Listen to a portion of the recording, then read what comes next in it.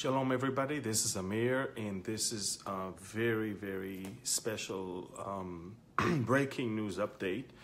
I wish I didn't have to report that, but I can now report what I knew for the last 2 hours, that an Israeli F-16 was shut down by Syrian anti-aircraft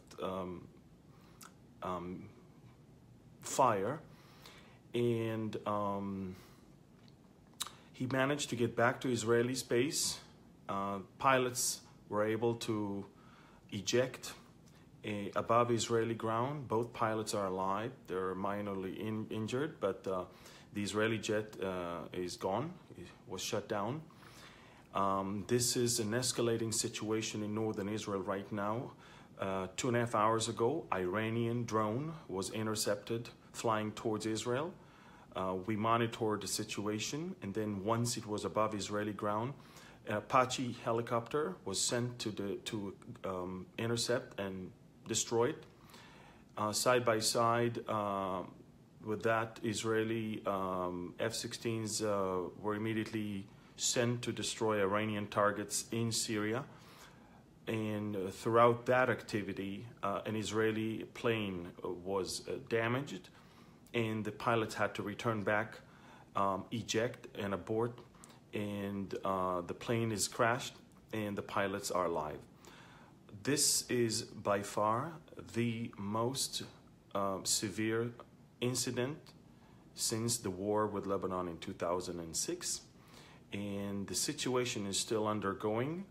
We're still having tremendous military activity in the northern part of Israel, on the ground and in the air. The situation is very delicate right now. The Iranians are obviously interested in escalating the situation, and we're going to see what's going on. Again, an Israeli F-16 was shut down.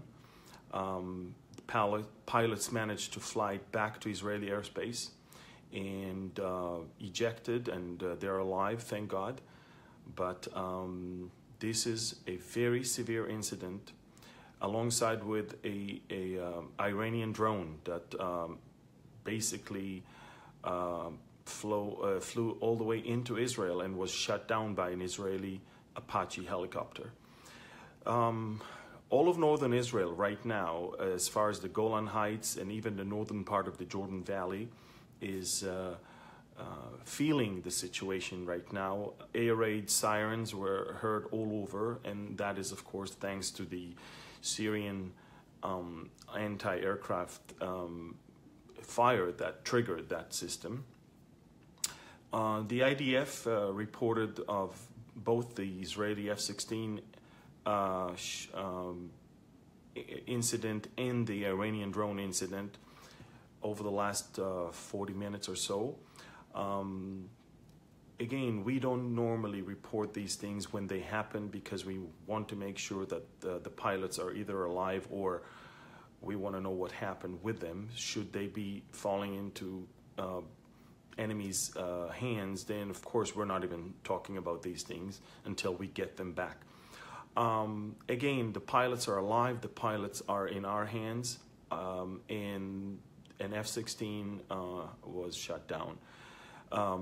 Again, I don't remember anything like that. Even throughout the Lebanon war in 2006, none of the Israeli F-16s was ever shut down. If anything, it was one helicopter, one CH-53 helicopter.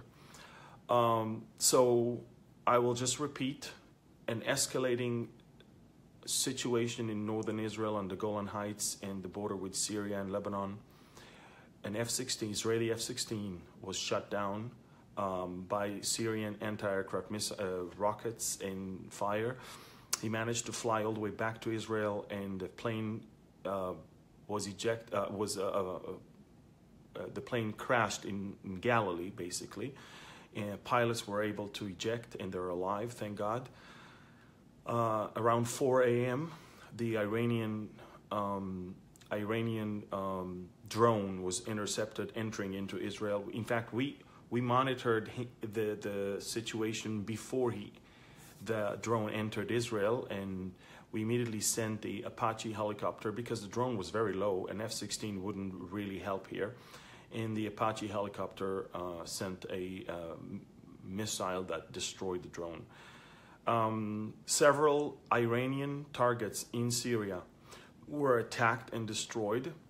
But the fact that our aircraft got hit is very, very alarming, and will cause us to recalculate our steps as we deal with the Iranian entrenchment in Syria. There's no doubt this is an Iranian violation of Israeli airspace, and this is an Iranian provocation, and we are determined to put an end to all of that. I'll be updating you on the situation as it goes on. This is just 7 a.m. right now in Israel. The sun just came out, and we have a group here. Everything is beautiful. Everything is great here. Even in northern Israel, apart from the air raid sirens, people feel very safe. But we are determined not to cause the Iranians to feel safe. Israel is strong. Israel is resilient. We will not allow the Iranians to somehow change that. And please stick to Behold Israel for more information. I'm filtering the information because there's a lot of disinformation here, and there's some information that I believe it's none of the business of people. I think that the important things and the things that matters to believers around the world will be given to you. So I'll stay in touch with you guys as much as I can, and all I can say is that we could use your prayers, and all I can also say is that I'm super excited. I'm not afraid. I think that believers should not be afraid, and if anything, I think that believers should look up, because our redemption is drawing near. We're not surprised of the Iranian entrenchment in Syria. We're not surprised of the Russian presence there. We're not surprised at the Turkish presence there. We know all of those things. The military analysts may not understand all of that. Political analysts may not really realize what it's all about, but we do.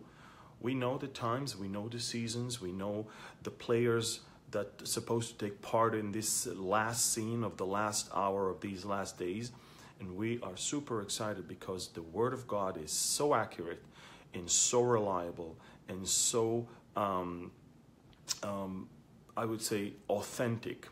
And we can rely on not only the descriptions of war, but also the promises that we have as the children of God, that Jesus is about to take us. And so I'm excited about all of that. Of course, as an Israeli, I'm watching carefully the escalation, and I'm watching carefully what's going on. But we live in peace, and we are enjoying peace that we never had in the last 70 years of Israel's existence. But that's exactly why our enemy is angry, because while everything around is in flames, Israel is just blooming and thriving. So I just want to encourage all of you to stay tuned to what's going on, be prayerful, and also get excited. Thank you, and God bless you all. And share this, please share that, as well as stay tuned, because more will come if an update will be needed. Thank you, and God bless you. Bye-bye.